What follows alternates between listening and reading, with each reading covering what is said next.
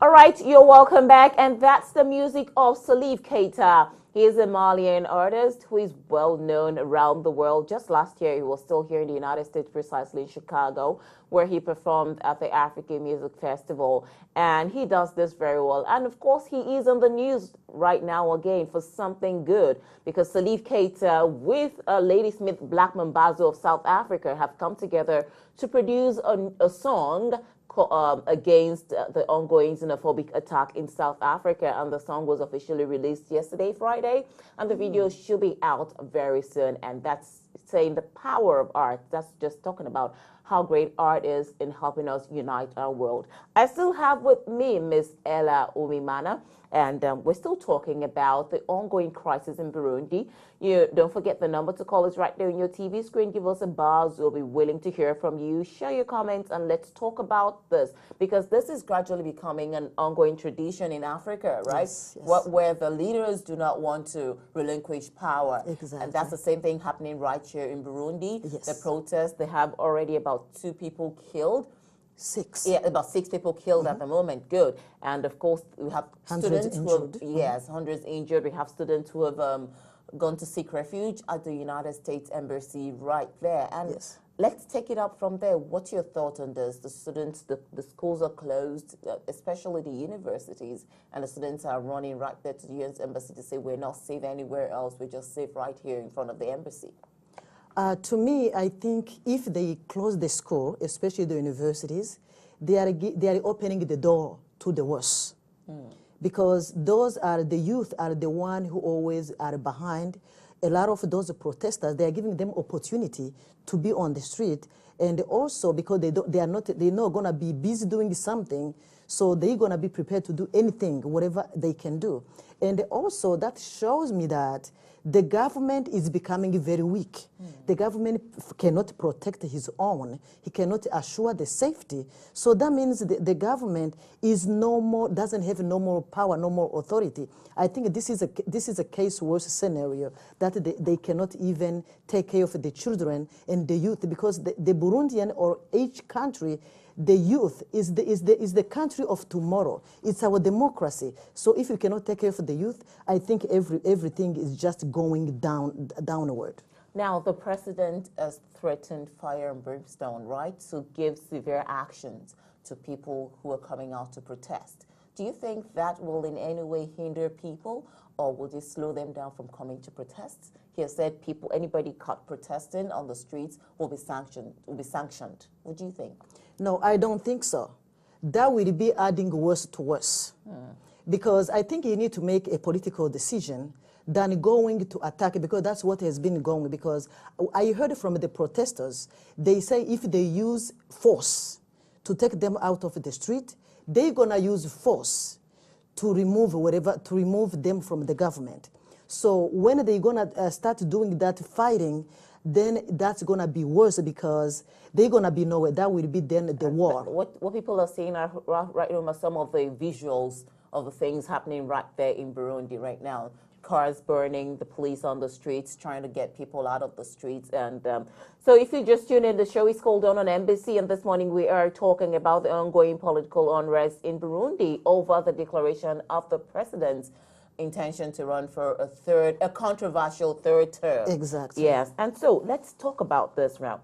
In the United States, you have about 13,000 Burundian families. Yes. Right, spread across the U.S., and 3/4 of those live in the state of Texas. Exactly. Now, how do you think this would affect people? Are people already trying to come into the United States now? Yes, we have more people trying to come to, who has been approved to be resettled in America from Tanzania. I just heard that there is already 7,000 families that are approved to join us here in the U.S. And they already started, because we have, I think we have already, I have seen 5 families who just came maybe 2-3 weeks ago. Oh, okay. So now, on a final note with you, I don't want to take so much of your time. What do you think that the impact of this will be on the people here and the people back home, this ongoing crisis? Where do you think this will end, and what will be the impact on the people? The impact is going to be in the people back home. People are gonna be sitting in they're gonna be poor. Actually, now there is no gas. Everything, life is paralyzed, and that's why our country will never be developed. Because whenever it is time, you know, this president have brought the country from the war, and now if the country goes back in the war, there is no time for development. And what is the impact on our life, people who are here? This is going to be a post-trauma to us. We have been traumatized every year. It looks like there's something that is recycling after a certain period of years. Then we get hurt again. I think somebody needs to stop this and make sure everybody is working on the same, are in the same boat. All right, so let me, in a final word from you, what's your message to your community here? I remember you mentioned at the beginning of the show that many of them will be watching, but a lot of them do not, you know, speak English. So you want to speak to them in the, yes, you're free to do that. Oh, thank you so much. Barundi kazi, inshuti z'u Burundi, turi hano muri kino gihugu, n'abari hanze, no basaba kwihangana na cyane cyane gusabira igihugu cyacu. Dusabire ibihugu byacu kugira ngo birigire amahoro, kandi umwe wese afite icyumviro ashobora guterera afashe kugira ngo umukuru w'igihugu yumvira abarundi bamutoye, kuko niyo demokrasi. Democracy is the government for the people, by the people, with the people. Mu gihe rero abanyagihugu badashatse yuko intwari bandanya, umuntu ashobora kurekura kugira ngo amahoro abandanye. Ubwo rero Barundi mutwumviriza, arabari mu Burundi canke barahandi, iki cifuzo tugihagarare ko aho turi, kandi tube twanasaba abandi bakugira ngo duterere igihugu cacu nticyongere kuja mu ntambara, kugira ngo twongere kwama duhunga twamara intekera ku mutwe mu bihugu vya Afrika. Birateye isoni. Dusaba Imana rero kugira ngo nayo yamituje imbere iturinde, kandi namwe mwihangane, mugire umutima uciye bugufi, cyane cyane musenge kandi musabe, kandi niba cyo dushobora guterera tuje hamwe dutanga interano dufashe igihugu kiri mu ntambara. Murakoze. I would like to invite you guys, everybody, my brethren, and every other people from Africa, that you will support us, you will give ideas to make sure we have a very good democracy in our countries. Try to see how we can find a remedy for these election malpractices in Africa that has been the cause of all the crisis in our countries. I thank you, and I count on that. Thank you. All right. Thank you so much for being our guest this beautiful Saturday morning, and it's been so great to have you here.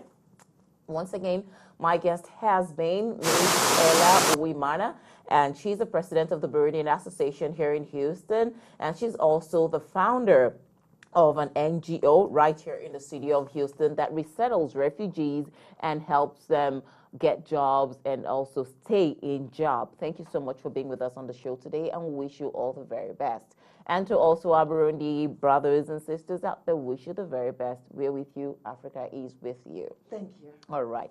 Okay, so at this point, we'll take another quick break. And when we get back, I'll be joined by a professor of history with whom we'll be looking at this ongoing crisis in Burundi, the 4 executed Nigerians in Indonesia, and the larger picture. What does this mean to everyone? You're free to give us a call on the show. The number will be right back on your screen. It's Dawn on MBC.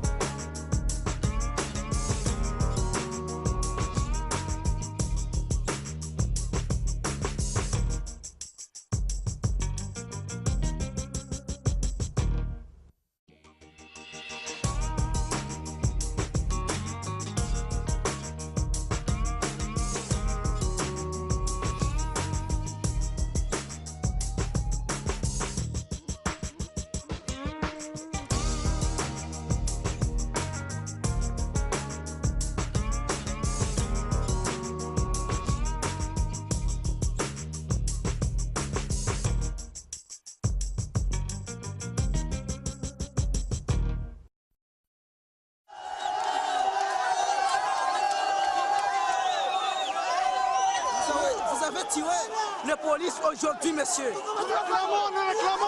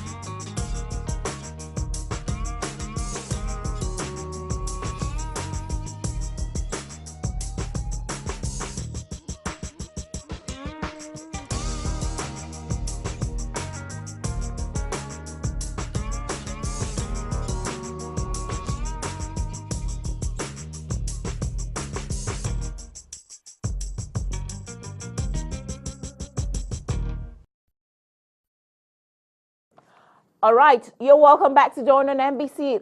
Like I said, I will be joined by a professor of history who is familiar with the Chicago State University. But right now, he's a consultant on media, sport issues. And this morning, we'll be looking at the bigger picture of the ongoing crisis in Africa. And we're starting off with the Burundi one, okay?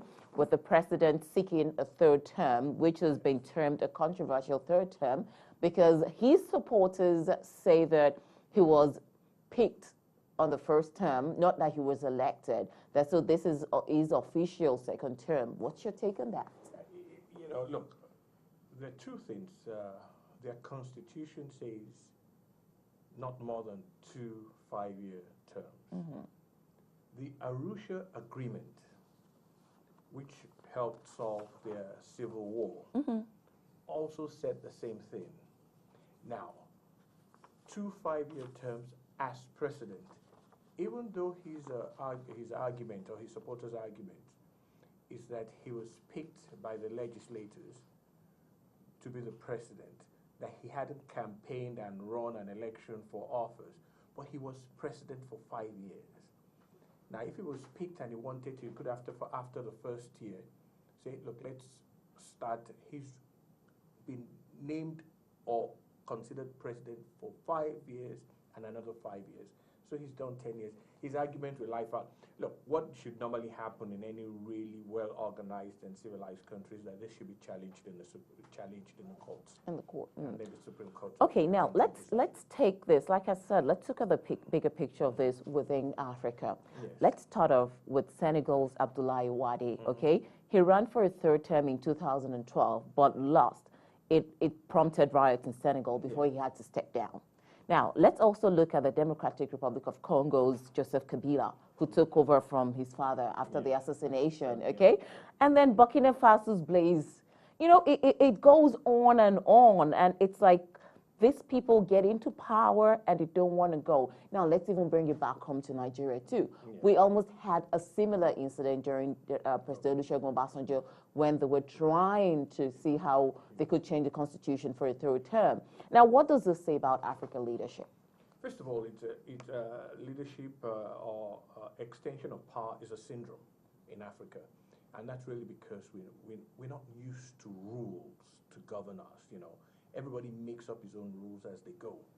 You know, there's no, there's what I call a fear of not trusting a system or an institution. We try to create an institution, a political institution, but we doubt even what we have created, and we want to break it along the lines. I mean, just like you mentioned, I mean, and I'll go back to Obasanjo very quickly. Today, Obasanjo is almost a hero in Nigeria, but here was a man 6 years ago that was on the verge of collapsing Nigeria's burgeoning democracy by trying to get a third term. But he's so we quickly forget these things. In Africa, it's a usual thing. We like power. I mean, the president of Burundi actually says that he's God sent. He's known as a born-again Christian. He actually says he was God sent and that God wants him to continue to rule his people. And I find that pretty fascinating. Like I told you, it's done on MBC. And this morning, we are looking at a bigger picture of what's going on in Africa, in Burundi. And we started off with past leaders. Now, let's also take a look at the likes of Robert Mugabe of Zimbabwe, who happens to be the oldest African president at the age of 90. And you know, my thought about people who are old, right? When you get to a certain stage in life, people believe that you have become a baby. Someone else is going to be in authority. And there are insinuations already that his wife may likely take over from him when he passes on. And then we also go to Equatorial Guinea, all right? And he's the longest serving president in Africa. And his son is the vice president. And let's go back to what the late Afrobeat King Ella said. That, look, said democracy is not meant for Africans. Now, why did he say that? It's because of things like this. Africans were used to the natural ruler syndrome, you know. He was born a king, you know, he's the king of Undo and all that, and all those things are passed down. So, you know, when you have a democracy where you have to either perform or have a limitations to how long you stay in power, it's very confusing to us. And that is why we have this series of leaders in Africa unwilling to leave power.